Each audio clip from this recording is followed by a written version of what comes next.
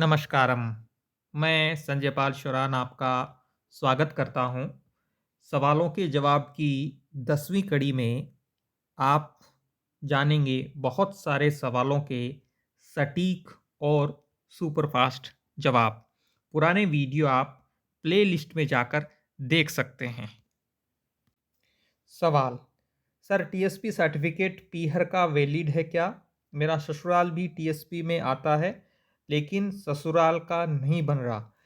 ससुराल या पीहर जहाँ का भी आपका मूल निवास जो है वो बन रहा है, टीएसपी सर्टिफिकेट बन रहा है, वो बनवाइए। सर, मैंने एमए बेस पर बीएड की है 2015 में, वैलिड है क्या? गौर करें, एमए बेस पर जिन्होंने भी बीएड की है वो वैलिड है। रिजर्व कैटेगरी वाले विद्यार्थियों के कम से कम 45% एमए में होने चाहिए, और जो रिजर्व कैटेगरी में नहीं है अर्थात जनरल के विद्यार्थी हैं, उन्हें एमए में 50% न्यूनतम अंक होने चाहिए। किसके लिए? रीट परीक्षा में एलिजिबिलिटी के लिए। सर, मैं एमपी से हूँ, अब राजस्थान की बहू हूँ, इसका मतलब है एमपी में आपका पीहर है। मैंने एमपी से बीए में इंग्लिश और हिंदी फाउंडेशन कोर्स के अंतर्गत कंपलसरी सब्जेक्ट के रूप में 3 साल तक स्टडी की है, और एमए इंग्लिश लिटरेचर से किया। एमए इंग्लिश लिटरेचर का कोई महत्व नहीं है रीट में, तो क्या इंग्लिश सब्जेक्ट के रीट का फॉर्म फिल कर सकती हूँ क्या? प्लीज़ बताएं। आपने यदि हिंदी, इंग्लिश या फिर उर्दू या फिर पंजाबी किसी भी भाषा का 3 वर्ष तक अध्ययन किया है, तो आप रीट के 32,000 पदों पर निदेशालय बीकानेर की ओर से जो फॉर्म निकला है वो भर सकते हैं। लेकिन इसके साथ में एक शर्त और है कि आपके वह भाषा जो है वो रीट में होनी चाहिए। आपने यहाँ ये तो बताया कि आपके बीए में था वगैरह वगैरह, लेकिन रीट में भी यदि आपके जो है वो हिंदी और इंग्लिश जो भी भाषा रही है रीट परीक्षा में, तब आप एलिजिबल है। रीट में होना भी जरूरी है। रीट का फॉर्म भरते समय क्या क्या डॉक्यूमेंट स्कैन होंगे? 10 जनवरी को ही पता चलेंगे क्या क्या डॉक्यूमेंट स्कैन होंगे। फॉर्म को भरते समय क्या क्या बातें ध्यान रखें, और डिस्ट्रिक्ट उनको पहले भरने जिन्होंने सीट ज़्यादा है, या फिर जो अपने डिस्ट्रिक्ट के पास है उन्हें पहले भरें। सबका सॉल्यूशन बताएं। देखिए, आप मान लीजिए कि आप रहने वाले हो गंगानगर। मैप को यदि आपने देखा हो तो गंगानगर एकदम उत्तर में है यहाँ राजस्थान के, और आप बांसवाड़ा में फिल कर देते हो कि साहब बांसवाड़ा में तो सीट ज़्यादा है। तो कि गौर करने वाली बात यह है कि जो है यहाँ सीट तो ज़्यादा है, लेकिन आपके घर से तो दूरी हो गई। तो आपको दोनों बातें देखनी है। आपका होम डिस्ट्रिक्ट आपको सबसे पहले भरना है, होम डिस्ट्रिक्ट के जो निकटवर्ती जिले हैं उनको बाद में भरना है। इस प्रकार से दूरी बढ़ाते जानी है। ज़्यादा सीट है वो भी भरनी है, लेकिन आपको देखना होगा कि आपके घर के नज़दीक, आपके जिले के नज़दीक जो है उनको आप पहले भरिए। मेरे नाम मेरे बीए की डिग्री में हिंदी में जयराज सिंह शेखावत है, जो कि मेरा नाम जयराज है। इंग्लिश में सही लिखा हुआ है, कोई दिक्कत नहीं है। यदि आपको डॉक्यूमेंट वेरिफिकेशन के समय दिक्कत हो तो आप 50 रुपये का जो स्टाम्प है वो स्टाम्प बनवा लेवें, उसी दिन बन जाएगा। जहाँ बीकानेर में संभावना है, बीकानेर में आपके डॉक्यूमेंट वेरिफिकेशन होंगे 2 गुना विद्यार्थियों के, उसी दिन बन जाएगा आधे घंटे में।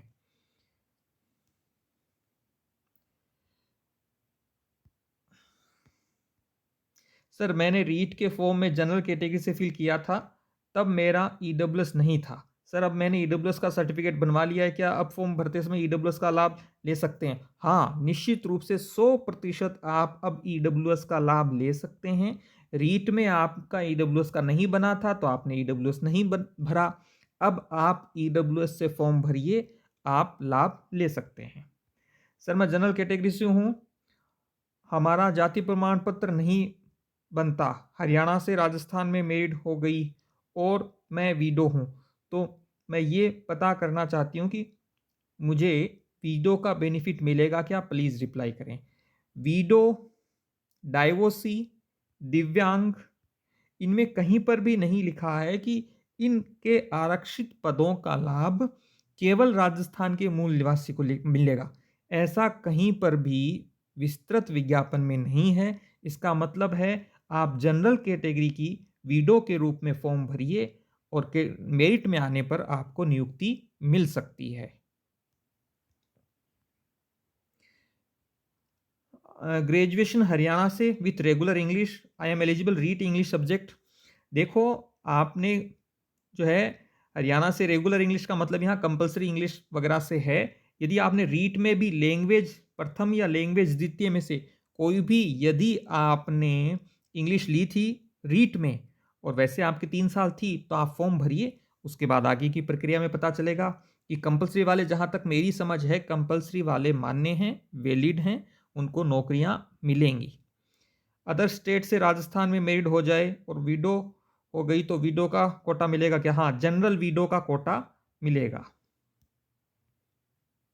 सर, मेरे बीकॉम बीएड किया है और हिंदी लिटरेचर एडिशनल बीए और एमए किया है, तो क्या थर्ड ग्रेड पोस्ट के एलिजिबल हूँ? प्ले एडिशनल वाले विद्यार्थी भी 10 तारीख को पता चलेगा कि एडिशनल के लिए कोई कॉलम है क्या। संभावना नहीं है कि कॉलम होगा, फिर भी आपको फॉर्म अवश्य भरना चाहिए, हिंदी से भरना चाहिए। पता नहीं कब कौन से कोर्ट का ऑर्डर आ जाए, आदेश आ जाए। फॉर्म भरा हुआ रहेगा तो आप लाइन में लगे रहेंगे। सर, मैं रीट का फॉर्म में जनरल कैटेगरी से किया था, ये हो ही गया। यहाँ मार्कशीट में यदि आपकी कोई डिस्टरबेंस है, मार्कशीट में आपके, जैसे उन्होंने कहा है, मार्कशीट में यदि आपका छोटा मोटा कोई त्रुटि है, संभव हो तो आप उसे संशोधित करवा लीजिए, अदरवाइज शपथ पत्र लग जाएगा। सर, मैंने रीट के फॉर्म में जनरल, ये आ गया सवाल। सर, रीट के फॉर्म में डिस्ट्रिक्ट नियर बाई के अकॉर्डिंग फिल करने हैं या डिस्ट्रिक्ट की सीट के अकॉर्डिंग? सबसे पहले आपका जो होम डिस्ट्रिक्ट है उसे भरिए, फिर होम डिस्ट्रिक्ट के निकटवर्ती डिस्ट्रिक्ट को भरिए, फिर उनसे अधिक दूरी के डिस्ट्रिक्ट को भरिए, और आपका मन हो तो जिसमें पोस्ट ज़्यादा है उसको भी भर सकते हैं। ये आपको तय करना है कि आपको जो 30 जिले भरने हैं उसमें क्या भरें। सर, टीएसपी का सर्टिफिकेट पीहर का चलेगा या ससुराल का? Please guide. दोनों एरिया टीएसपी में है, ससुराल और पीहर दोनों। जहाँ का टीएसपी का सर्टिफिकेट बना हुआ है, यदि पीहर का बना हुआ है आप वो लगाइए। ससुराल का बन सकता है तो टीएसपी ससुराल का बना लीजिए, क्योंकि शादी के बाद सामान्यतया निवास स्थान जो है वो ससुराल हो जाता है। सर, मेरा ईडब्ल्यू सर्टिफिकेट 16 अप्रैल 2021 को इश्यू हुआ था, तो अगर काउंसलिंग अप्रैल में होती है तो सपोज तो न्यू अपडेट सर्टिफिकेट चाहिए होगा क्या? जहाँ तक मेरी जानकारी है 9 फरवरी से पहले आपका बना हुआ है सर्टिफिकेट तो आपका वैलिड है, दोबारा नहीं बनाना पड़ेगा। डॉक्यूमेंट वेरिफिकेशन में आपका यही 16 अप्रैल 2021 वाला सर्टिफिकेट चल जाएगा और इसकी वैलिडिटी है 31 मार्च 2022 तक। निश्चिंत रहें, मेरा अनुमान है आपको नया नहीं बनाना पड़ेगा डॉक्यूमेंट वेरिफिकेशन के समय।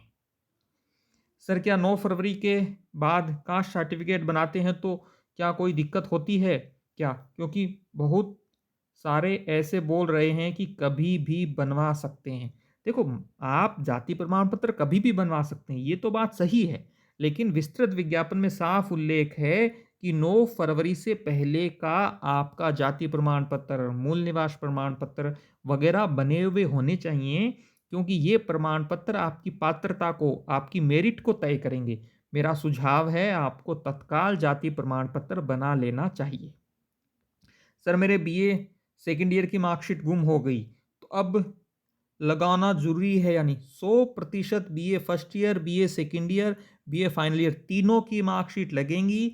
आप अपने विश्वविद्यालय से संपर्क करिए और सेकेंड ईयर की डुप्लीकेट मार्कशीट निकलवाइए, जिसके लिए आपको बीए फर्स्ट ईयर की, बीए फाइनल ईयर की, 10वीं 12वीं की मार्कशीट, आधार कार्ड, जो भी चीज़ें हैं, इनरोलमेंट नंबर, वो सब आपको महाविद्यालय में जाकर संपर्क करना चाहिए। तत्काल कीजिए, कोविड के केस भी बढ़ रहे हैं। सर, ईडब्ल्यूएस तो बनवा लिया है, तो मुझे कास्ट सर्टिफिकेट भी बनवाना जरूरी है क्या? ईडब्ल्यूएस जब आपने बनवाया तो उससे पहले आपकी जाति तय हुई कि आप जिस जाति से आते हैं वो सामान्य में है क्या, उसके आधार पर आपका ईडब्ल्यूएस बना है। और विस्तृत विज्ञापन में भी कहीं नहीं लिखा हुआ कि आपको सामान्य जाति की जाति प्रमाण पत्र बनवाना होगा। मेरे अनुसार आपका ईडब्ल्यू सर्टिफिकेट बना हुआ है तो वो वैलिड है, अलग से जाति प्रमाण पत्र बनाने की आवश्यकता नहीं है। सर जी मेरे ऑल डॉक्यूमेंट में मेरे नाम इंग्लिश का कैपिटल वर्ड में है, बीएड की डिग्री में नाम स्मॉल वर्ड में है, तो क्या शपथ पत्र लगाना ज़रूरी है क्या?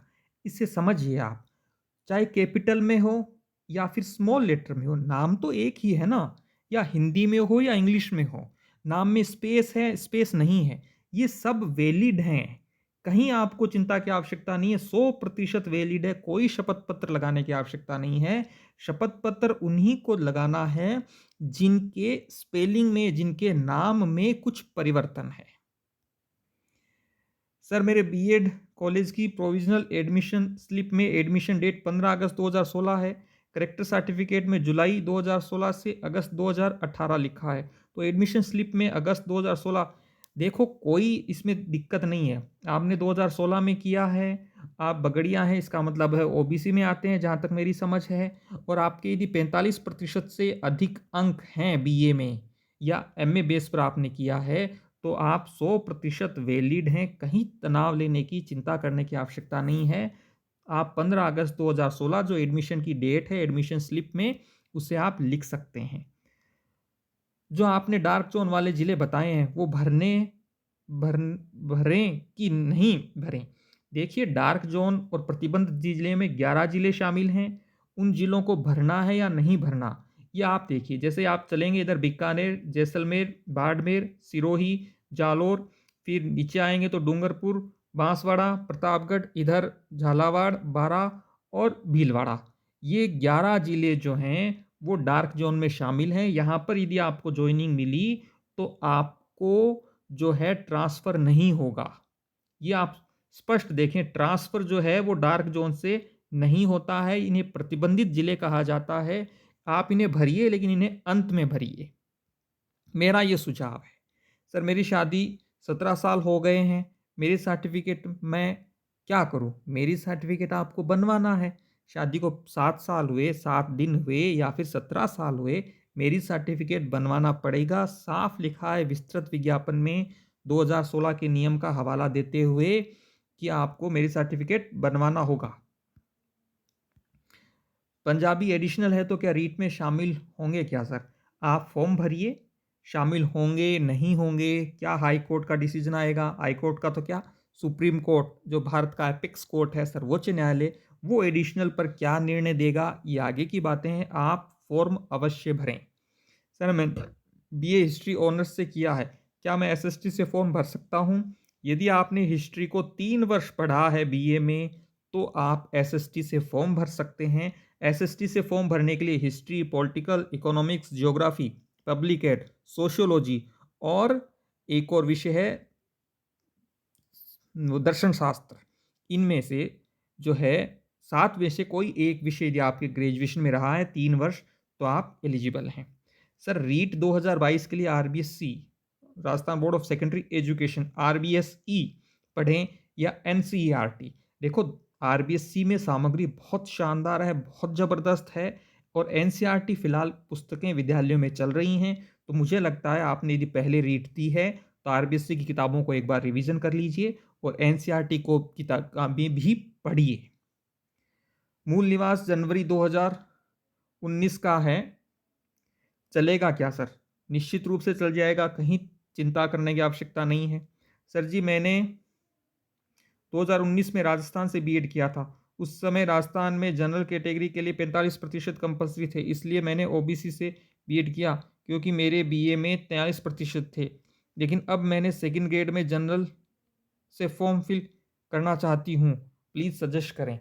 देखिए बहुत अच्छे से समझिए, फर्स्ट ग्रेड में और सेकंड ग्रेड में जो विस्तृत विज्ञापन आता है आरपीएससी की ओर से, उसमें कहीं पर भी ये नहीं लिखा हुआ कि आपके बीए में कितने प्रतिशत होने चाहिए, आपने बीएड कब की। ये केवल और केवल जो L2 है, अध्यापक भर्ती, उसके लिए ये नियम है। और इसमें भी अब कर दिया है कि 29 जुलाई 2011 से पहले यदि आपने बीएड में एडमिशन ले लिया था, तो आपके बीए में कितने भी प्रतिशत हों, वो सभी विद्यार्थी जो हैं एलिजिबल हैं, पात्र हैं, कहीं आवश्यकता नहीं है। और आप सेकंड ग्रेड से जनरल से फॉर्म भरो, ओबीसी से, दोनों से आप फॉर्म भर सकते हैं, क्योंकि मैंने कहा कि सेकंड ग्रेड में और फर्स्ट ग्रेड में कहीं पर भी बीए में, एमए में क्या प्रतिशत थे वो कोई मायने नहीं रखता। आपके बीएड में टीचिंग सब्जेक्ट क्या थे वो भी कोई मायने नहीं रखता। मायने ये रखता है कि आपके बीए में क्या सब्जेक्ट थे, वो 3 वर्ष तक होने चाहिए। सर मैं 10th से लेकर बीए की मार्कशीट में नेम कुछ 10th का मार्कशीट कहाँ मिलेगा? आपने जहाँ से 10वीं की है उस विद्यालय से संपर्क कीजिए, या फिर BSCR board of secondary education Rajasthan माध्यमिक शिक्षा बोर्ड अजमेर संपर्क कीजिए। सर मैं डिसेबिलिटी कैंडिडेट हूँ, मेरे डिसेबिलिटी सर्टिफिकेट बहुत पुराना है, वो चलेगा क्या? नवीनतम बनवाइए साहब। स्पष्ट उल्लेख है विस्तृत विज्ञापन में 32,000 बीकानेर निदेशालय के कि दिव्यांग जो प्रमाण पत्र है वो नवीनतम बनवाइए, तत्काल बनवाइए। 9 फरवरी से पहले का बना हुआ होना चाहिए। सर मैंने 2016 में कोटा में ये किया। इनका मूल सवाल ये था कि सर मैंने एक डिग्री जो है डिस्टेंस से की और दूसरी प्राइवेट है, दोनों 100% वैलिड हैं।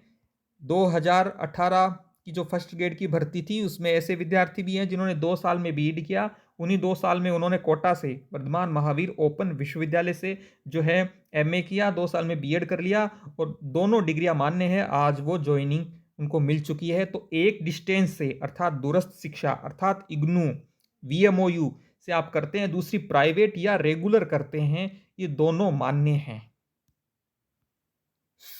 सर मेरे आल डॉक्यूमेंट में नेम में ये है कुमारी नैना है, कोई दिक्कत की आवश्यकता नहीं है। अधिक से अधिक हो सकता है आपको 50 रुपए का स्टाम्प लगाना पड़े, समस्या का समाधान हो जाएगा। यह सवाल का जवाब हम दे चुके हैं।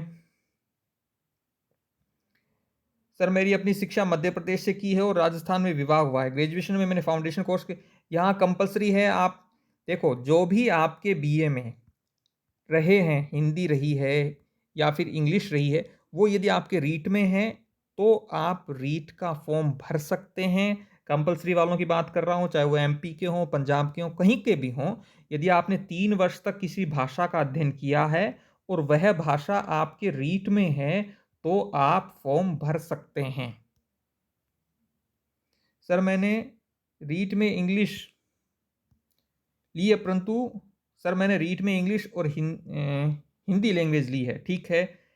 ग्रेजुएशन में इंग्लिश और पंजाबी है। सर मैं इंग्लिश और पंजाबी से काउंसलिंग करवा सकता हूँ क्या? देखिए आपके रीट में इंग्लिश थी, ग्रेजुएशन में इंग्लिश है, तो आप इंग्लिश से जो है वो काउंसलिंग करवा सकते हैं। लेकिन हिंदी थी आपके रीट में लेकिन ग्रेजुएशन में नहीं थी, आप हिंदी से नहीं करवा सकते। पंजाबी आपके ग्रेजुएशन में थी लेकिन आपके रीट में नहीं थी, तो आप पंजाबी से भी नहीं करवा सकते। इस विद्यार्थी से रात को भी बात हुई, इन्होंने कहा कि सर रीट का 32,000 का जो निदेशालय का जो फॉर्म है उस फॉर्म में ये कहीं नहीं लिखा हुआ है कि आपके रीट में वो भाषा होनी चाहिए। आपका कहना सही है, लेकिन जब रीट के प्रमाण पत्र बहुत जल्द जारी होंगे तब आपको पता चलेगा कि वहां 2 भाषाएं भी आपके रीट के प्रमाण पत्र में अंकित होंगी। सर मैं टीएसपी से हूं, मुझे नॉन टीएसपी से अप्लाई करने के लिए मूल निवास टीएसपी वाला ही लगेगा क्या? लग सकता है, या फिर राजस्थान का अलग से बनवाना पड़ेगा? अलग से कुछ भी नहीं बनवाना पड़ेगा, नहीं बनता है। आप टीएसपी से हैं तो आप टीएसपी के लिए जो रिजर्व सीट हैं उसके लिए तो फॉर्म भर ही सकते हैं, उसके लिए आपको अलग फॉर्म भरना होगा। और जो नॉन टीएसपी है, नॉन टीएसपी के जो पद हैं उन नॉन टीएसपी के पदों के लिए भी आप अलग से फॉर्म भर सकते हैं। कोई मूल निवास लगाने की जरूरत नहीं है। आपका टीएसपी का जो मूल निवास है वो ये बताएगा कि आप राजस्थान के मूल निवासी हैं।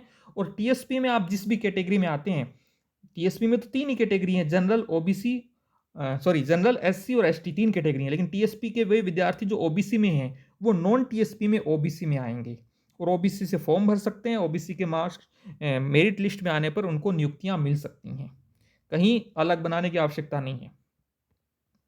सर मेरे रीट लेवल 2 में 135 मार्क्स हैं ओबीसी से। मैंने गांव में अपने वार्ड की वार्ड पंच हूँ, तो क्या मुझे वार्ड पंच के पद से इस्तीफा देना होगा?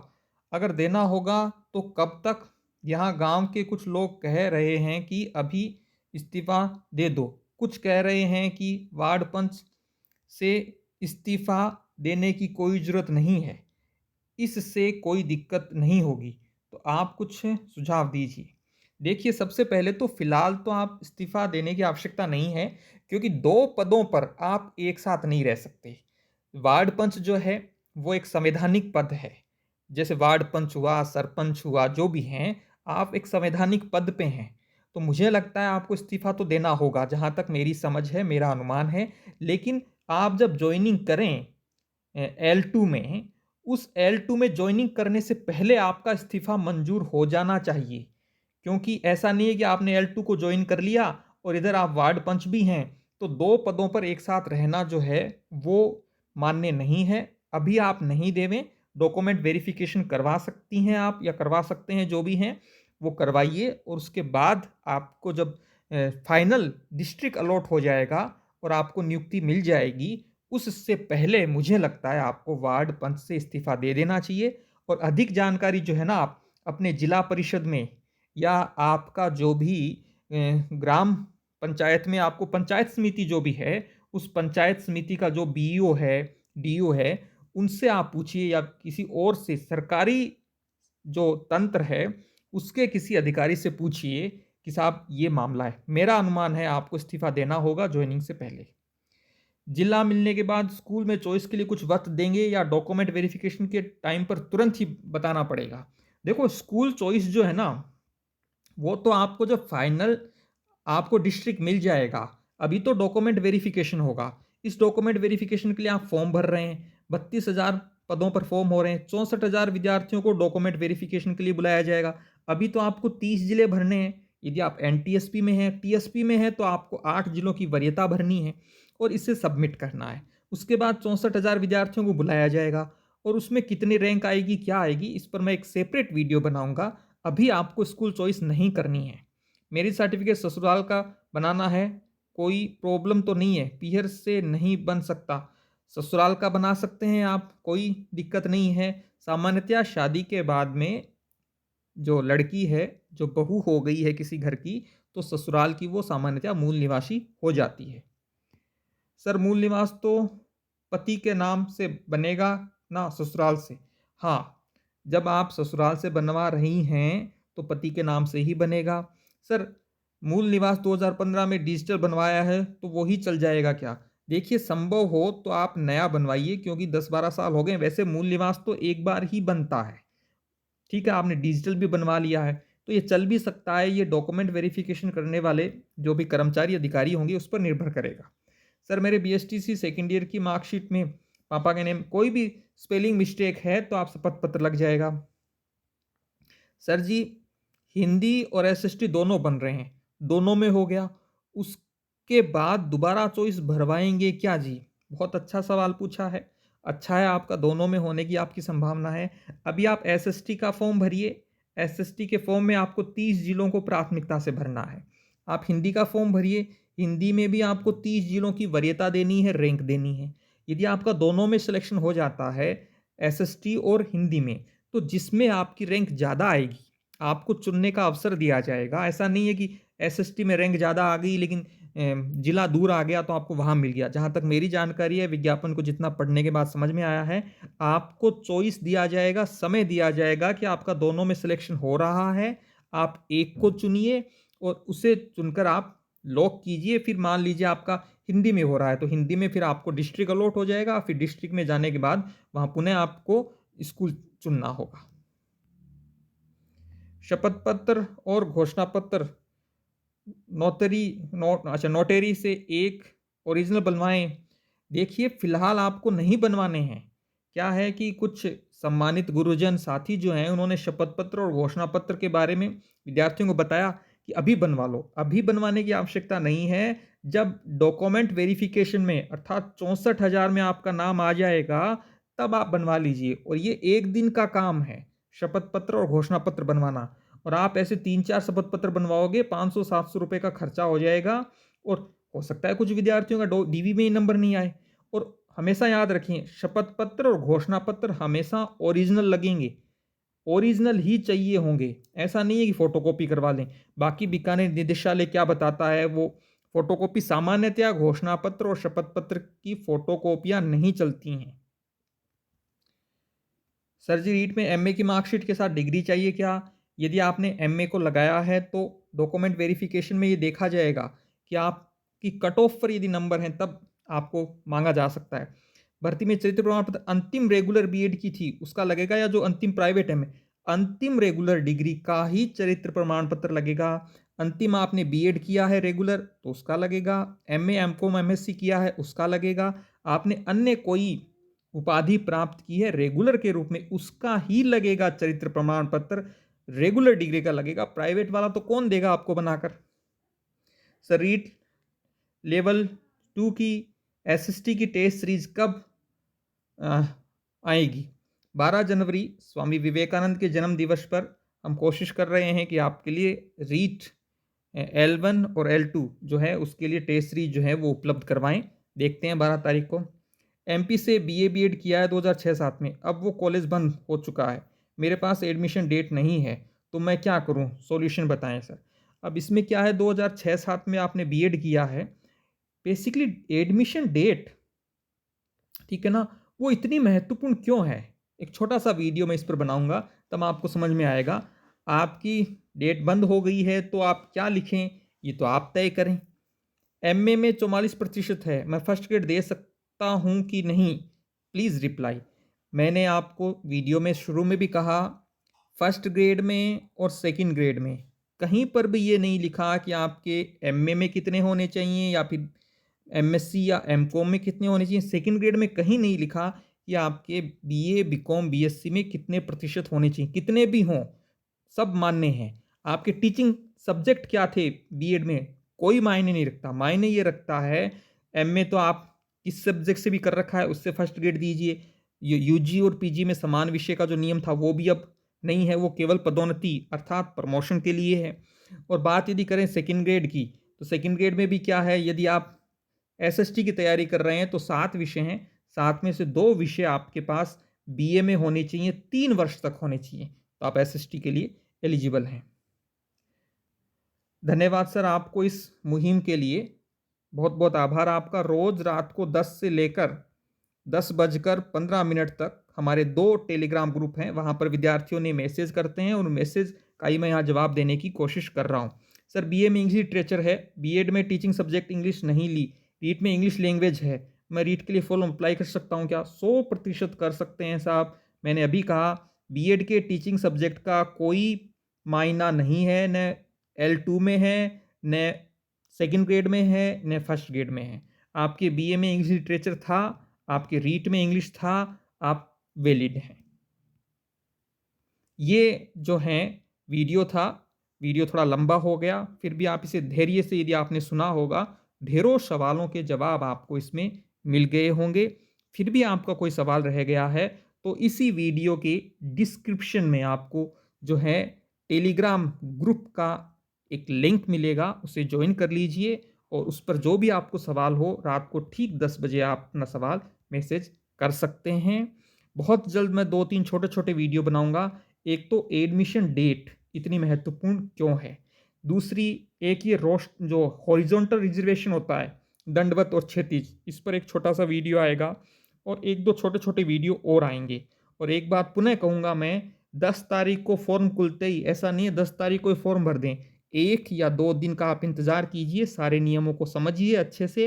1-2 वीडियो मैं भी इस पर बनाऊंगा 10 तारीख को जब आपके लिए फॉर्म ओपन होंगे कल ही, तब मैं एक छोटा सा वीडियो और बना दूंगा कौन कौन से डॉक्यूमेंट आपको कैसे भरने हैं, क्या करना है, उसके बाद आप जो है फॉर्म भरिए। वीडियो को आपने इतना धैर्य से शांति से अंत तक देखा, आपको हमारा यह प्रयास कैसा लग रहा है, अच्छा लग रहा है तो आप ज़रूर कमेंट करिए।